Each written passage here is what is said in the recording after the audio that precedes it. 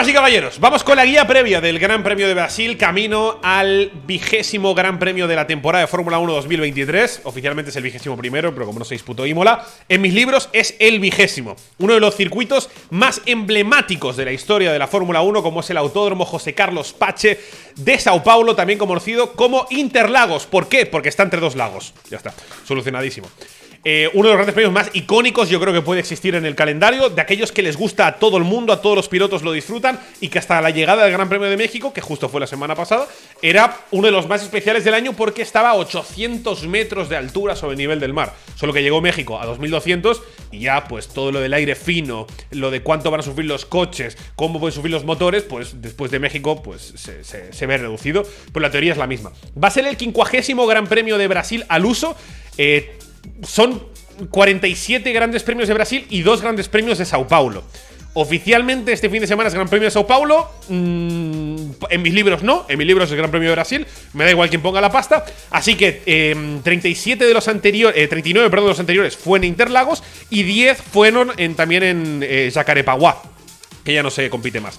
Vamos a tener el mismo número de vueltas que el pasado fin de semana. Son 71 vueltas las que tenemos aquí en Brasil, en un circuito que ha cambiado muy poco desde su arranque en el calendario de Fórmula 1. La versión inicial era así, era bastante más parecido, un poquito más largo, porque fíjate que toda la recta de meta, luego de la recta opuesta, llegabas a la curva de Junsao, que hoy en día es la curva número 12, la última frenada, y luego te metías en el sector intermedio y se hizo el recorte hace pocos años con este circuito que tenemos hoy en día. Veis que antes era como mucho más largo y ahora se ha recortado un circuito que es muy técnico, muy divertido, porque tiene el primer y el tercer sector, que sobre todo son rectas, y el segundo que son curvas pues bastante lentas. Para verlo en mapa oficial del fin de semana es así.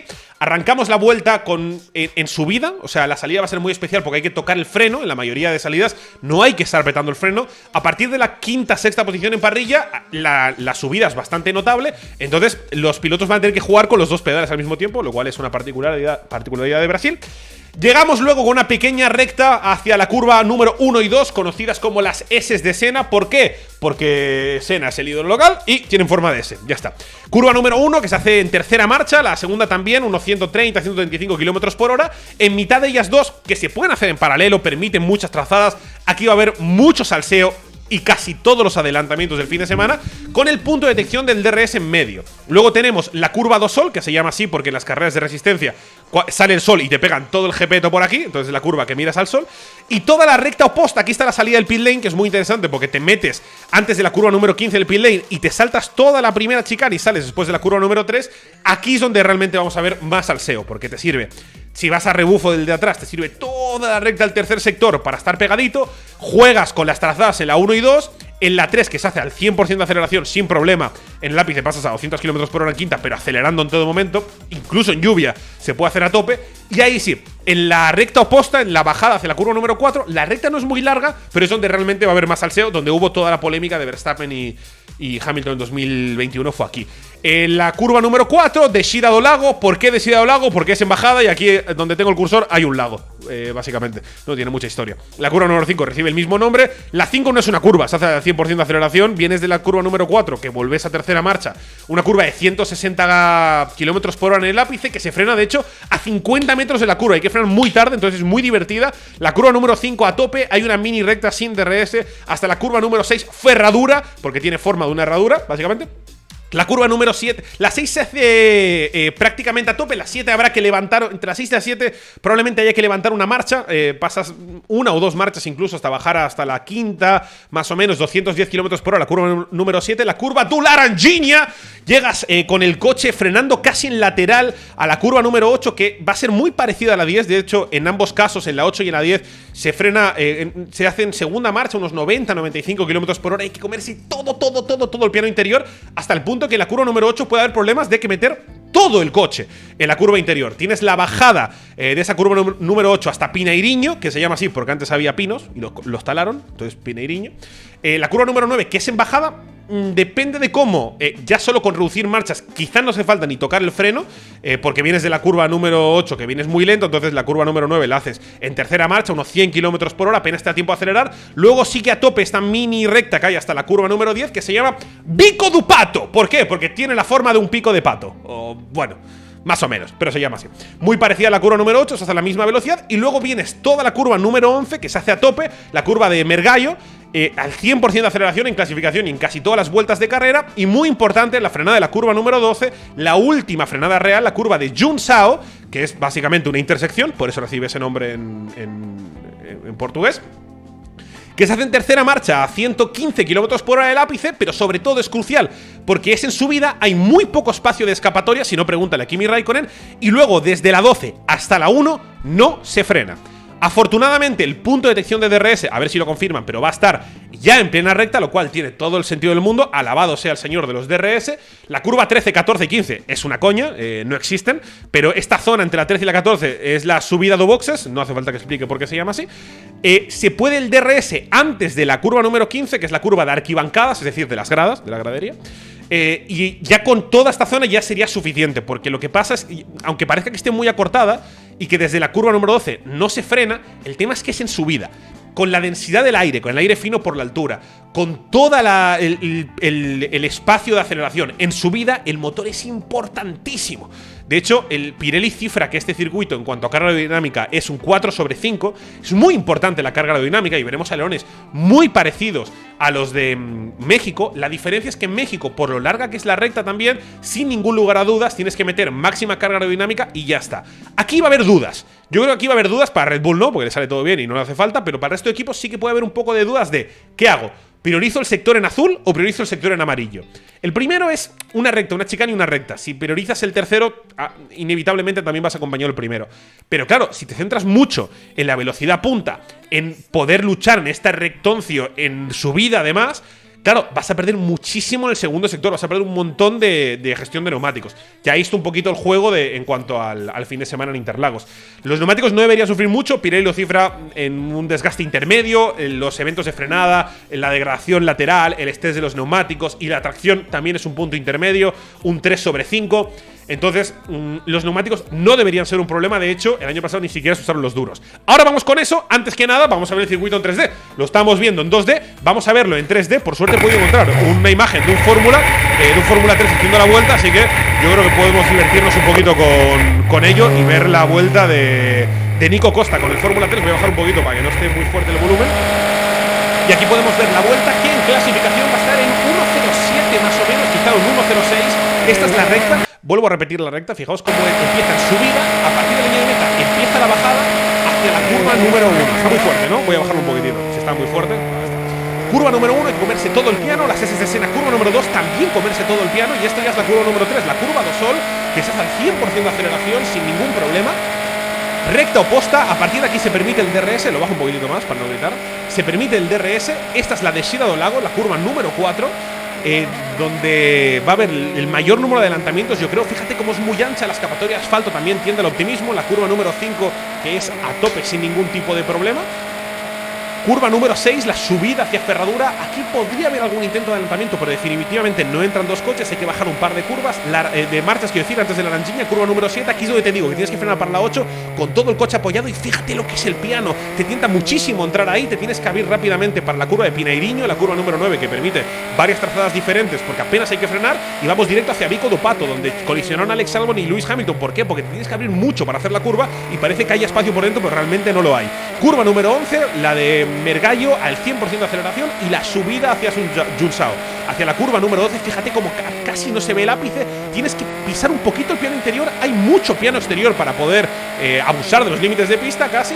Y aquí se permite el DRS. A partir de aquí es la curva número 13, la 14 que viene a continuación. Aquí habrá una línea que se permite el DRS. A la izquierda la entrada de boxes, camino hacia arquibancadas, la curva número 15. Ya no se puede pisar esa línea como en el pasado sí que se hacía.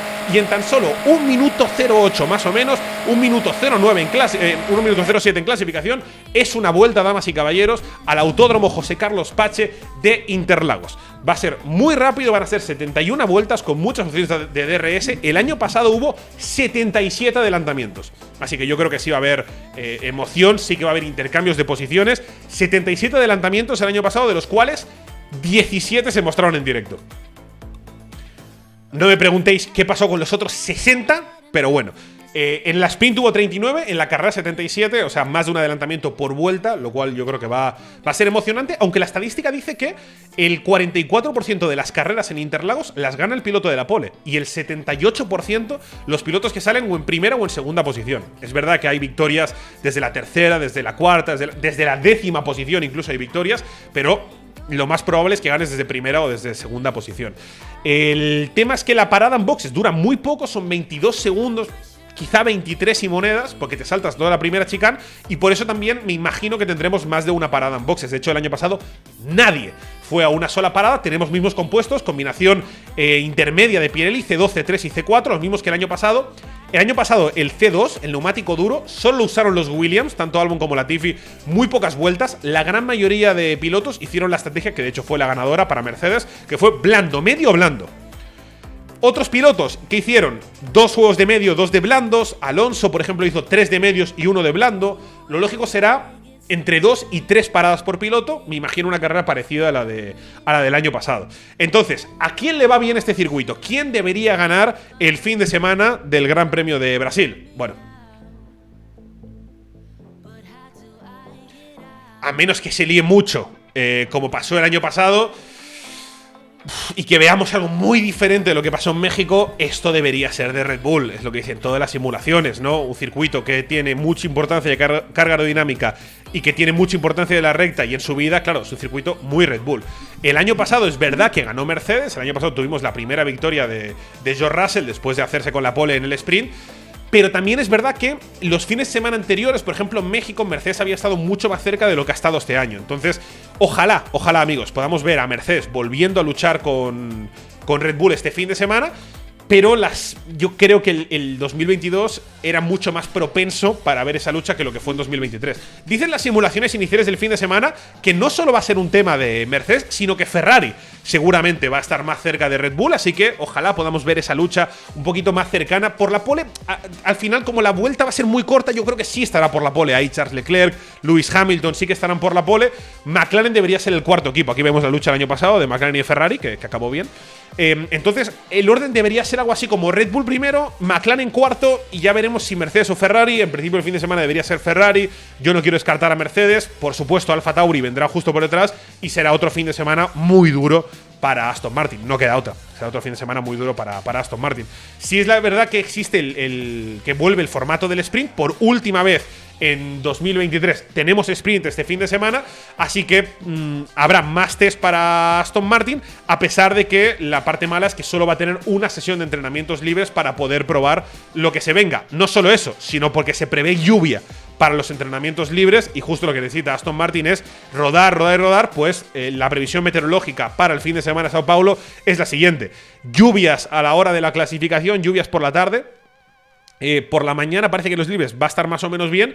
Va a hacer calor, pero sí que se espera lluvia para la clasificación. El sábado no hay demasiada previsión y el domingo pues sube un poquito de cara al lunes y demás, pero no parece que vaya a haber muchos problemas para el sábado y para el domingo. Sí sería terrible, por ejemplo, para Aston Martin o para los equipos que necesiten probar más, que llueva solo en la única sesión de entrenamientos libres. ¿En qué horario? Te podrás preguntar. ¿Son los entrenamientos libres? Pues muy fácil. Prácticamente horarios europeos, un poquito más tarde, pero algo intermedio, no los horarios de Estados Unidos y de México, para el fin de semana de Brasil, que ya sabéis que todas las sesiones serán retransmitidas aquí en el canal de Twitch de soymotor.com. Los libres 1 arrancan este viernes 3 de noviembre a las 3:30 de la tarde, hora peninsular española. Ojo, horario de invierno, horario Z. El fin de semana pasado se cambió la hora en España, retrocedimos una hora, atentos a los que viváis fuera de la península ibérica. Así que desde las 15:15 estaremos en directo con la previa de Libres 1. Luego tenemos el directo de subs con Antonio Lobato, por supuesto, y la clasificación, la de verdad, la que cuenta para la carrera del domingo. Desde las 6:30 de la tarde de este viernes estamos en directo. Haremos un pequeño paréntesis el sábado para el día del sprint. Tenemos la clasificación del sprint, el sprint shootout, desde las 2:30 de la tarde, hora peninsular española, 14:30 aquí en el canal de Twitch de soymotor.com. Luego nos aburriremos un par de horas y nos seguiremos aburriendo con la sprint desde las 7 de la tarde. En directo, estamos con la previa, 7:30, arranca las 19 vueltas del sprint en Brasil. El domingo, plato fuerte, la carrera a media tarde aquí en España, desde las 5 de la tarde, hora peninsular española, horario habitual de los streams de nuestro canal de Twitch. La previa, a las 6 de la tarde, se apagan los semáforos y solo nos quedarán 3 carreras para la conclusión de la temporada 2023.